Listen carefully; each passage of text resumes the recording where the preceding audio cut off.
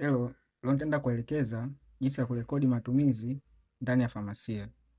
Ukiwa kwenye homepage, bonyeza icon iliyoandikwa matumizi. Baada ya hapo, rekodi matumizi. Baada ya hapo, utaandika jina la matumizi. Mfano, mshahara,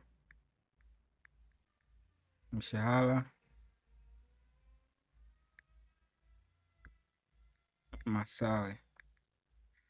Mshahara Masawe. Utachagua kipengele pani mshahara, kipengele cha mshahara, tarehe unaomlipa, tuseme ni tarehe 10 mwezi wa 6. Maelezo hapo, hiyo ni option, unaweza ukaiacha. Baada ya hapo utabonyeza save au hifadhi. Kabla ya kubonyeza save au hifadhi, itabidi uweke kiasi, tuseme labda ni 500,000.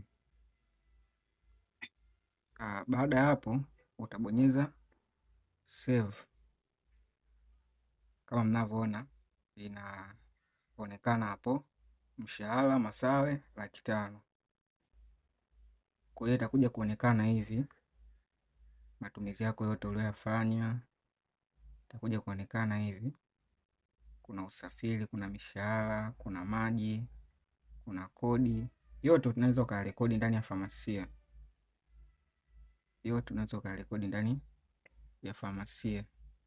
Ukajua ni matumizi gani yanayokula hela ndefu, kama mnavyoona. Asanteni.